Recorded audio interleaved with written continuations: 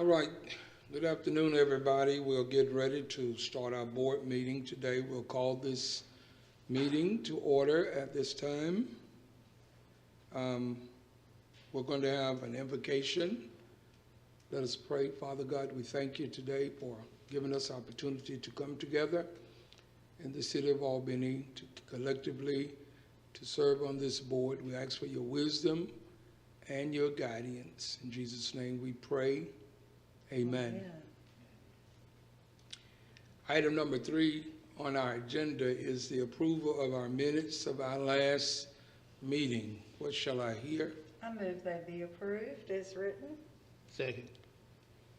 It has been motioned and moved and approved that this minute be received of our last meeting. All in favor, let me know by aye. Aye. If there's anyone opposed, by the same sign.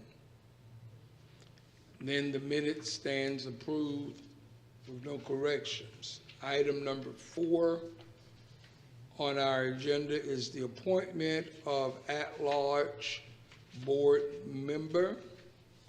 Consider for action the proposed board appointments, and this appointment will be made by nominations. At-large board members, one appointment with the 2-year term ending December 31st, 2022. The incumbent, Pam Middleton, desires reappointment, and 4 new applicants, Diane Wilson, William Wright, Dontavia Simmons, and Theresa Clark. All has submitted applications for the at-large appointment. After hearing that, we will open the floor for nominations and for this appointment at large.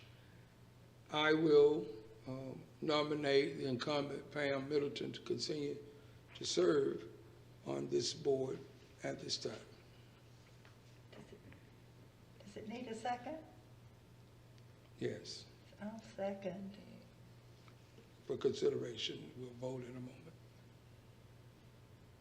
Any other nominations? Any time for discussion, or do we wait until after we finish the nominations? Do we have any other nominations? You don't have to second. We'll close the nominations if there's no more nominations. We'll just close it. Move you close the nominations. Sir? I said move we close the nominations. It's been moved that we close the nomination on Pam Middleton. Are you ready for vote? All in favor, let me know by aye. Aye. Aye. And we will extend to her the appointment for the next 2 years, Pam Middleton. We do thank all of the ones that applied. We have some very good applicants, and hopefully they continue to seek appointments on boards. We'll move to item number 5, which is our delegation. Mr. Chairman? Yes, sir. Yeah, this is Dr. Core. I just wanted to, for the point of record, because we do have a new member, and that is me, I think the appointment of Ms. Middleton as the at-large is most appropriate to keep some continuity within the board without having too many new people come on. So I think it's that would be the reason for my vote, and so I just wanted to have that for the record. Thank you, sir. Yes, sir, and thank you very much for that. Yes, sir. Okay. As we move forward, Mr. Hand. Okay, good afternoon. At this point, we will ask for public comments, if there be any from anyone in the audience. Mr. Wright.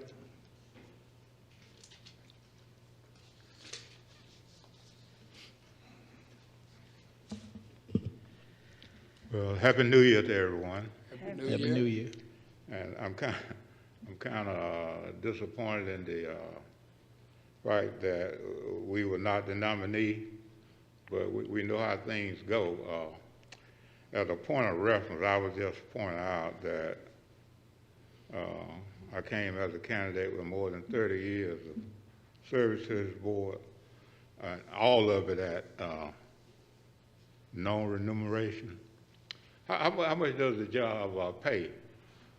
That's one question I would raise. The other thing I wanted to say was, as a point of reference, as Dr. Core talked about the candidacy of the one that you selected, one of the things we have to look at in the future is maybe so people will have what the law requires. The 1964 Civil Rights Act requires equal opportunity, and it's sort of limited if it's held in the hands of so few people, and that was one of the things that the United States Constitution sought to even it out. But the other thing is, one of the things you may look at in the future to make it equal is to start from either side of the alphabet, that is going from A to Z, and then merge to the center. And in this particular case, if we had started out with the person who's closest to the end of the alphabet ought to be the winning nominee, I would have easily won. Because if you look at all candidates, W is closer to the end of the alphabet than any other one. That's one strategy. And the other thing I want to tell you about was we know that these are unusual, infrequent times referring to the pandemic, but I will bring it back to you next month. I'm sorry I have to leave, but when the pandemic began, and some physicians and others say it's always been around, but it came in the form of diphtheria and the flu and other viruses that are always out there with it. So we don't know whether these other 13 or 14 strains they have found are going to be a continuum for the pandemic. But if that be as it may, one of the things that happened to the industry, one of the industries I work in, is the federal government sent us home. Told us that if your business is not meaningful, and who defines what is meaningful? They said, go home. So if you were a barber or a beautician, you had to go home. You couldn't work. You couldn't earn income. So that's one thing that we have been done. We're going to bring that back to you next month, but we have asked for and been accepted to meet with Congressman Bishop, Senator Warnock, and Senator Ossoff, and we have asked the Senate Majority Leader, we have asked Senator Schumer to have a meeting with us about that, because we pointed specifically to Albany and Dougherty County and how the Paycheck Protection Program is wreaking havoc on that, because one of the things I say they find out, I'm talking about Congress, and the public did not know in general, the pandemic affected them in two programs, the Paycheck Protection Program and the Main Street Loan Program. Do you know, for example, that according to the United States Bureau of Census, 95% of African American or minority businesses have only one employee out of 4 million. So what I'm saying is the program was skewed. That's why we're going to Washington. It was skewed and based upon you having someone other than the business owner. 95% of African Americans, this is from the Bureau of Census, this is not William telling you this, 95%. So we asked for a meeting. Congressman Bishop has agreed to the meeting. It's going to be March 15th. Because one of the things is people who are in the hospitality industry, that is food service, any of these restaurants, hotels, motels, even people who have pavilions, there's an extra iteration in the Paycheck Protection Program. And what that means is, normally if you have a business, and based upon your 941s or your W-2s or your 1099, they multiply that by 2.5, and you people that get this grant from SBA, that's what it's predicated upon, a formula of 2.5. Well, let's just say if your income was $20,000 for the year, when you average that out and they multiply, that person would be eligible for something like $50,000 to come back to them. Now, that's based on 1099 W-2s, but when I began speaking, one of the things that we explained to the members of Congress, 95% of African American and minority-owned business have only one employee, that's the business owner, out of 4 million. So we are going to try to make some difference in that. And the other thing we would ask you in closing is this. I want to thank Ms. Nicholson as well as the county for finding that grant. We'll come back to you on using that grant to receive about opening up the Westtown Library branch and having the drop box there. But other thing, really want to thank this board and Ms. Nicholson for using the Civic Center. That made a great difference in how our people were able to go and vote early. And Ms. Nicholson knows from her many years' experience that we have always come to this board saying on early voting, let's make sure we get a Saturday in there for that, a Saturday and a Sunday. So that's what I want to bring to you. Again, disappointed, but disappointment is a part of life. I think if we had started on either side of the alphabet, William would have won. Thank you. Thank you, Mr. Wright. Are there any other comments? If there are none other, then the public comment portion of the meeting is closed. Thank you. Thank you, Mr. Hand. Let's go to item number 6, which is our supervisor's report.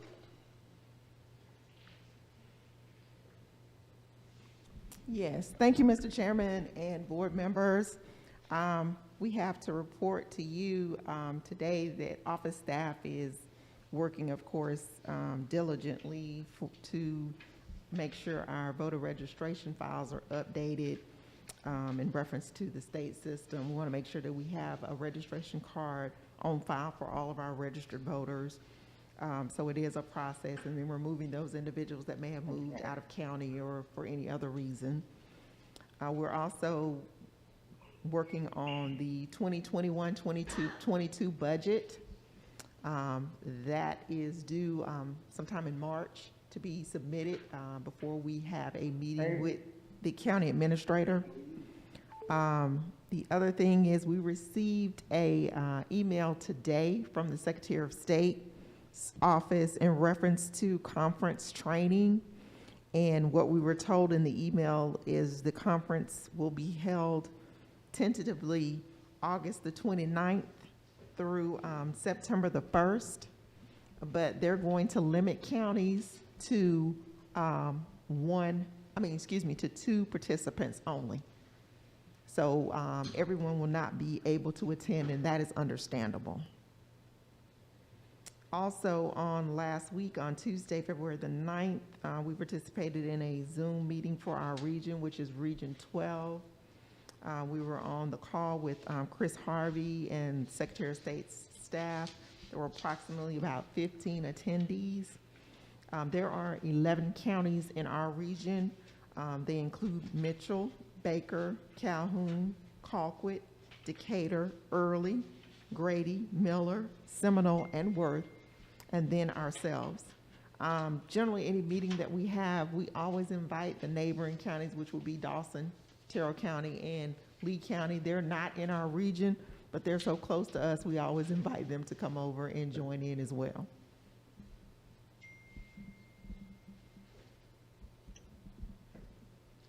Okay. Is that all? Yes, sir. Okay, all right. We'll move to item number 7, future planning. Yes, I had a couple of items under the future planning. First, we wanted to address an email that we received from a board member concerning the poll worker training. We continuously look at poll worker training. Of course, we know every county is different, including ours. We've visited multiple counties. Some counties do training in the morning. They actually do it all day and offer tests. They have a lunch break and they come back. We have counties that set up and do night training. What was seen on Firefly was basically a mock election, which is where you set up the full precinct. This cannot be done at the warehouse. That full warehouse space is not our space. We're actually supposed to be allocated a space. It has not been built yet because of everything that's been going on. It's not conducive for training. It's a certain temperature because of the batteries that are being stored out there. We can look at changing up our training. We try to meet the training needs with our poll workers' schedules, and we have poll workers that are on different schedules. They can't come in the morning. They have to come in the evening because a lot of our workers, of course, work day jobs. So we will look at changing up the training for this municipal election to see if it works. It's probably going to have to be held in the candy room, and we will only probably be able to hold 4 precincts a night, but that's still not bad. But we can set up a full precinct and do a mock election.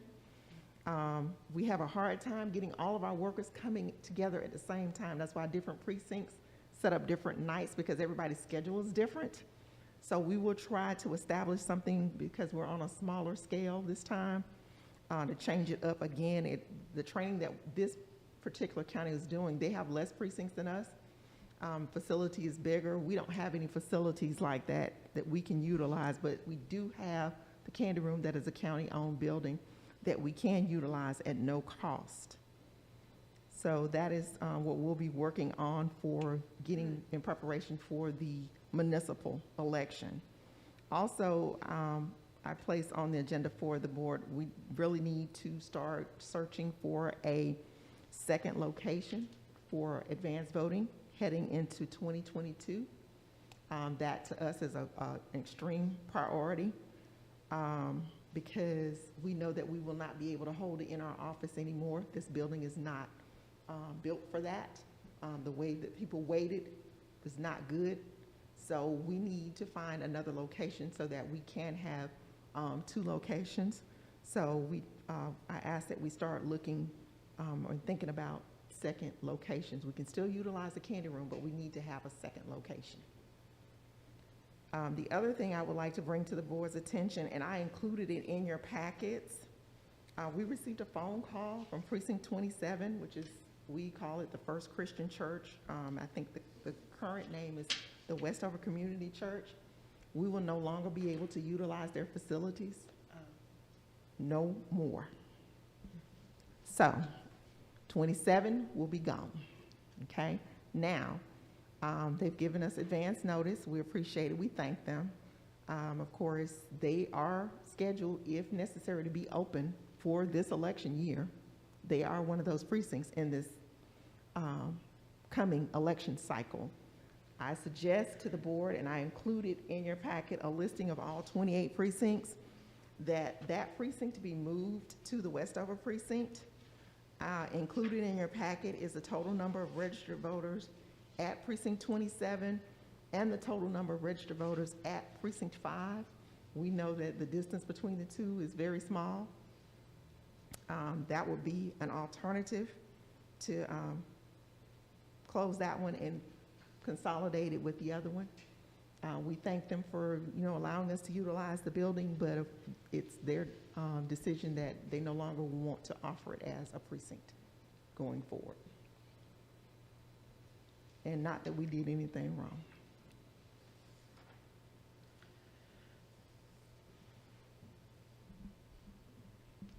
Okay, well, the board has heard all of their future planning on item 7. Ms. Nickerson, I would forward this question to you. When is that something you wish that we would discuss soon or today, or to put on the agenda for the next meeting as far as the combining them with Westover? Oh, no, I would suggest that you discuss it at the next meeting. It's not something that needs to be decided today. Right. I just wanted it to be out there and be aware of what's going on. But once your 5th member comes on and we take care of the logistics of that, then we'll make sure that we have a full board and you all discuss it. But it's just something to put in front of you so that you know. Because like I said, they just gave us a call in the office the other day and just said no more. Yeah. Do you know how many years it was there? I can't recall off the top of my head. It had been moved. That was not the initial location. When I began in the office, it was the church off of Dawson Road. And it's been a precinct since I've been in the office, but I can't remember exactly how many years it's been. And other than Westover, the other closest one to it would be Darden? Correct, past that, Albany right, still. right. Okay, But they are on the same path yes. together. Okay. And have some of the same representatives. Okay. I would like an opportunity to think about an alternative location, because I think of Westover and Darden or Albany ASU West and Greenbrier Church are three, if not the three busiest, three of the busiest. So I'm just I think thinking. that's up to you. I just wanted to present it. My Yeah. recommendation is that they be combined. It's doable. Westover High School is huge. The gym is huge. They have not failed us in utilizing that facility. And I think they could easily go in together. It's pretty difficult to find a location, which we had a hard time finding that location when we moved to that church. But that's up to you. That's not up to me, that's up to the board. That's why I said I would wait to defer to you all to decide between the 5 members. Just my recommendation, but I mean, it's up to you to decide that. Yeah, I just wanted you all to be aware of it because we were caught off guard when we received the phone call, and we wanted you all to know what was going on, and that, of course, it is a precinct included in this election cycle. It is definitely one of them. How many voters are at that First Christian, would you say? I get, your sheets are over there. I'll give it to you, but it's right here. I printed them out. I gave everybody, all the board members, a copy. 1724. Mhm. All right, that's okay. Yes, yeah. I got yours over there, Dr. Corr. We're gonna bring it to you. Oh, I'm sorry. You're fine. Yeah, it's 1724.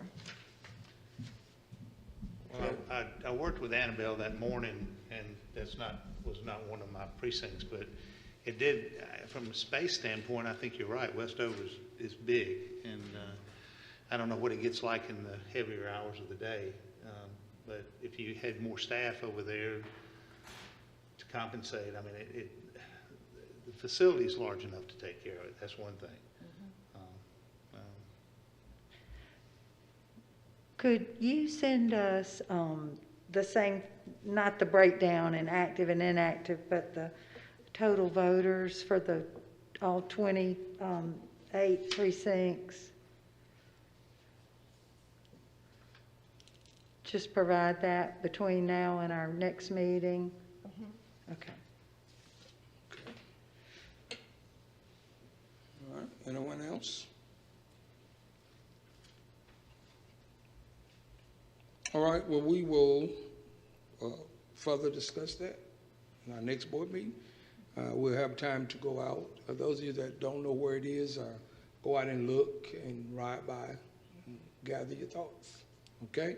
All right, item number 8 will be other business. Do we have any other business to discuss? Mr. Chairman, I wanted to discuss with the board, we wanted to do a demonstration.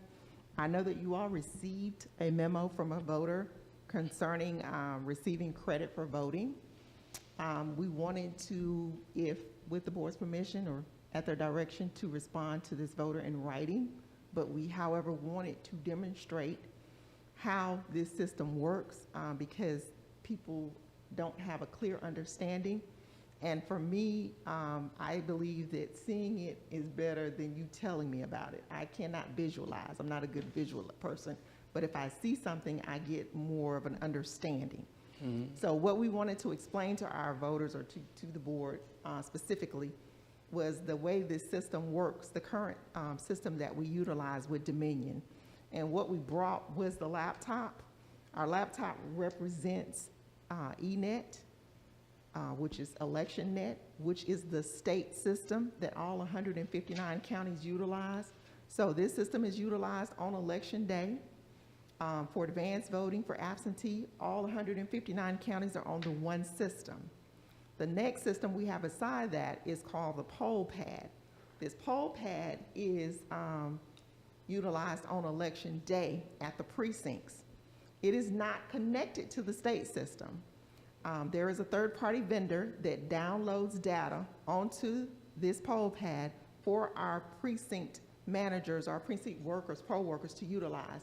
So the information is downloaded to the poll pad, which includes the voter list, but it is downloaded. And so the poll pad is not connected to the state system. So when a voter enters a precinct, if the poll pad is showing information and there seems to be a question, then of course we refer the poll workers to contact the office so that we can look at the voter on the state system to verify exactly what is going on with that voter. The next setup we have is the BMD, which is what the screen is called. It's a ballot marking device with the printer. This is a standalone system that's not connected to anything either. Once a card is created, the voter inserts that card into the ballot marking device, and I refer to that as a fancy pencil because you're just utilizing that screen to mark your ballot. Now, interesting fact, I did not know until someone brought it to my attention. At the top of your ballot, when you print it, this is the first paragraph on that ballot. I understand that the offer or acceptance of money or any other object of value to vote for any particular candidate, list of candidates, issue, or list of issues included in this section, in this election, constitutes an act of voter fraud and is a felony under Georgia law. And then it gives you the election codes. Now, in the past, it gave you the absentee information at the top. But currently, that is what is at the top of this screen when you place that card in. That's the first paragraph that you read before you go into the ballot. Now, once you choose your candidates, of course, your ballot is printed. You retrieve it from the printer. Then the ballot is placed in the scanner. Mm-hmm. The scanner is a standalone device. The scanner is not connected to anything. The scanner is used to tabulate the votes. Now, and when it comes to credit for voting, the poll pad data is downloaded onto the state system after an election to give the voter credit, not during the election day, but sometime after the election. Any voter that votes at the precinct will, and utilizes the provisional if it's counted, or if they utilize the card creator device where they're on a paper list and we create them a card, then we are physically responsible for going into the state system in the office and give them credit. Now what happens is their votes are already in the scanner and they're tabulated. So in the event that we do not give the voter credit, then we have more votes than we have credit for voting. So in other words, we're saying we had 20 people that voted, but our state system is only showing that we've only given 10 credit. So if they voted using the provisional method and their ballot counted, or if they voted and they were on the supplemental list, which is the paper list, it is our responsibility to ensure that we go into the state system and give them credit. Their ballots have already been tabulated. Right. We can't take the tabulation away because the tabulation is not connected to anything. But we would come up short on the end that we did not give this voter credit for voting. They did not receive proper credit because we did not go into the state system and give the voter credit. And on election day in November, we had a situation with our poll pad, which required us to create cards for a lot of our voters until we found out what the issue was from the vendor. And we were able to correct it during the day and allow, which we still, it didn't stop the voting process, it was just a different way that we had to allow the voter to vote. So once we gave the voter, once the voter voted, we neglected to give them credit in eNet. So it was brought to our attention and we retrieved the information from the precinct, the electors list, and noted that the voters had been marked and we had not given them credit yet. So we went in and gave the voter credit for voting because they had already voted. We couldn't take the vote away. It was in the totals, but they had not been provided credit for voting in the election. And the voter, when they see in the system that they did not vote because they hadn't been credited yet, gets concerned that their vote didn't count. But what you're saying is they're two different systems, and when you get your piece of paper and you insert it, your vote is counted. If we did a bookkeeping, we were slow to credit them and mark them, really for a record-keeping purpose as much as, but it's totally separate from the act of voting and the act of having your vote counted. That's correct. Right. Mhm. Bothers me a little bit.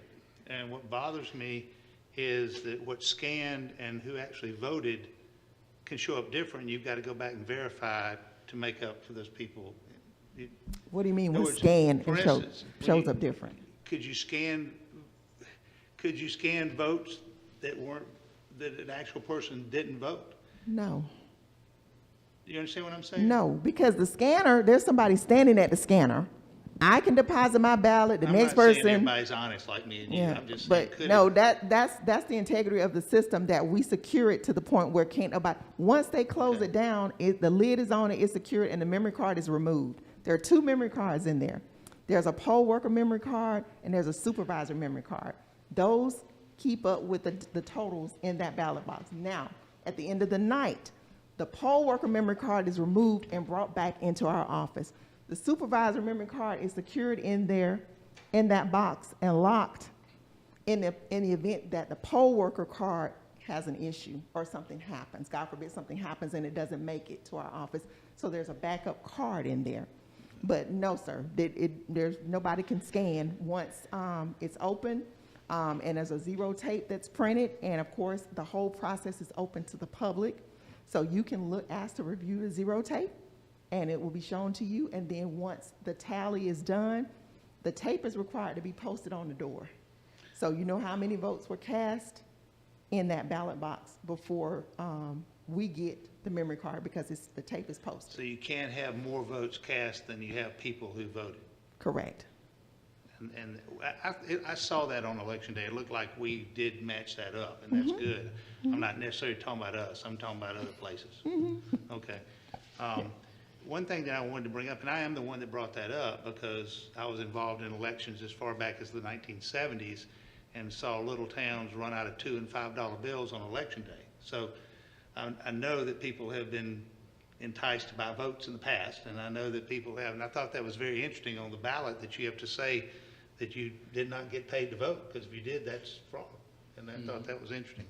But one other thing that we want to talk about real quickly, I guess, and you may have forgotten about it, but if you remember when you and I were at Westover, a lady brought her ballot up and said that it didn't have, it had all the candidates on it, but not just the one she voted for. And of course, we know the computer barcode is what it goes on. But still, when I was so when I went around, I asked, and on the little poll pad, when it printed out your thing that you put in the scanner, they weren't always the same. They were No, different. it's not the poll pad now. You print your Ballot ballot from the marking. printer, from the BMD.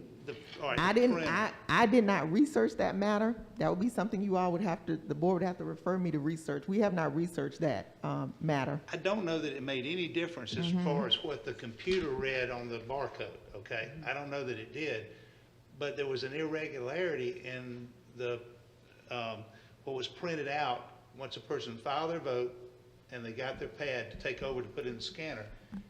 It was different. Some of them had just who you voted for. Some of them had all the candidates that were voted, all the candidates who were running. Remember that lady? She thought it did, and of course, we can't look at the ballot, look so at the we ballots. couldn't verify, but it concerned her. Yeah. that, Ms. Johnson, am I correct that the ballots that we stored stated who the incumbent was on there, and then it put also the person who they voted for? Okay. Yeah, that's how right. it And that listed may on all have of been the them. issue. On the ones Because we we couldn't looked look at. at anybody's ballots. so- Right. Yeah, we had to retrieve them and store it and wrap drop them and store them, but that's how they appear. They all appear the same. We didn't see any discrepancies in the ones and we didn't go through them. We just took them out and put them in order and saran wrapped them for storage as required by law. The only other question I have is the scanner cannot be tampered with Wi-Fi from outside. It's not on Wi-Fi. Okay. Nothing's connected to the Wi-Fi. That's not And connected to can the it- Wi-Fi. can The it- poll pad is Can it be? connected. Can somebody hack it, Hack what? the scanner? The scanner's not on any, it's not on any internet at all. It's not Wi-Fi connected. And not Wi-Fi connected at all. It's a standalone. Yeah, it's a standalone device system. That's that my has- point for the demo. Everything is a that has standalone cards in system. it. Good. Nobody's connected, I nobody's just think we talking need to to make anybody. that point clear. Yeah, Yeah. the only thing that is talking is the ENET, the first one that I talked about, because all of us, all 159 counties are utilizing the same system daily, and even on election day, advanced voting, we're all on one system. That's the only, and we're connected to each other, but there's nothing over there that's connected to anything. Everything is all a standalone system. Okay. Yes, sir. Good questions.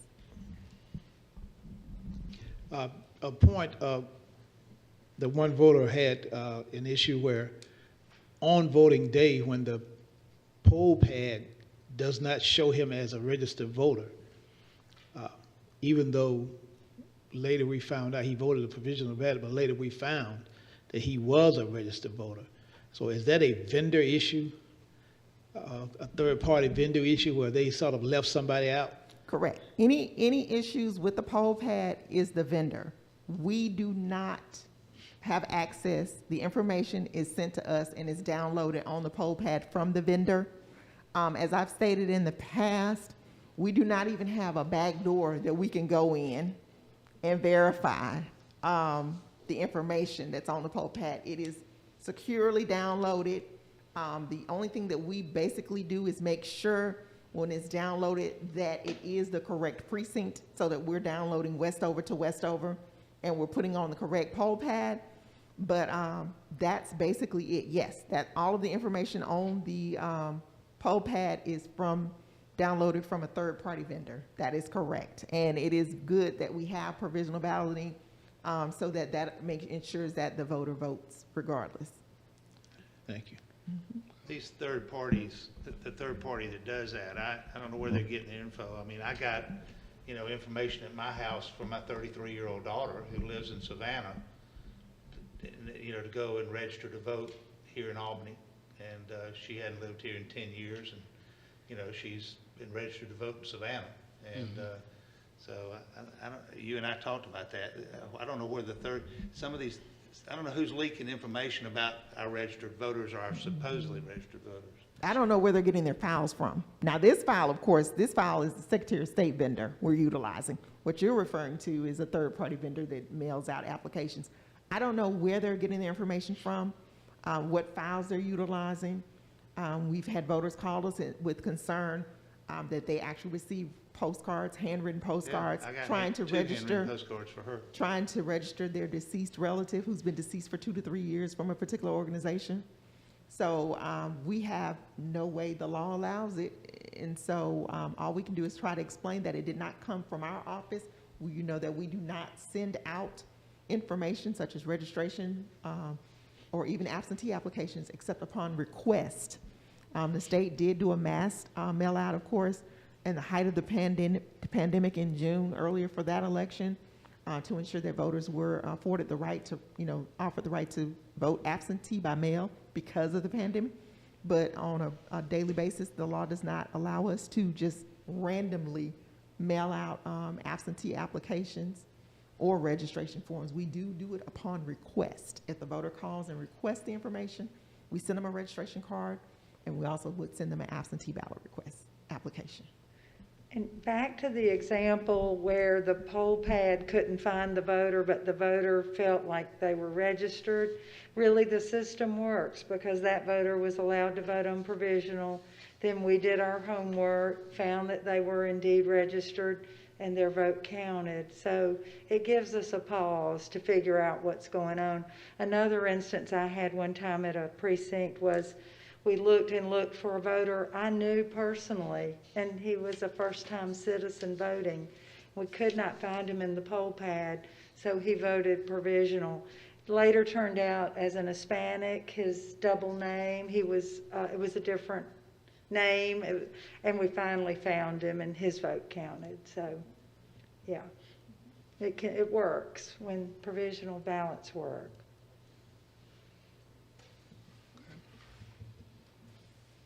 All right? I appreciate that lesson Yeah. and that demonstration. You're so welcome. Thank you, Ginger. Very valuable information. Thank you. Are there any other business any of the board members have? Or, I want to apologize for being late. I had us down for next Wednesday. I even made arrangements with my surgical schedule, so okay. I will not be late or miss any more meetings. I have the meeting in my phone for this, All correct right. this time. I did have that motion last time that we tabled, and so it's not postponed till this meeting, so perhaps we can look at it next meeting. I Yes, think sir. all that's kind of died down a little bit, so it's a good thing. Yes, sir. Okay. Well, we forgive you for being late, Doc. Sorry. Yes. Okay, our next meeting will be in March 17th at 4 p.m. And everything that we did not get to today, we will continue it on that particular meeting. And once again, I think the information that was provided here is not only educating the people, but helping all of us to understand the process, which is awesome. We cannot offer too much training to this community and to ourselves. And with that being said, we will call this meeting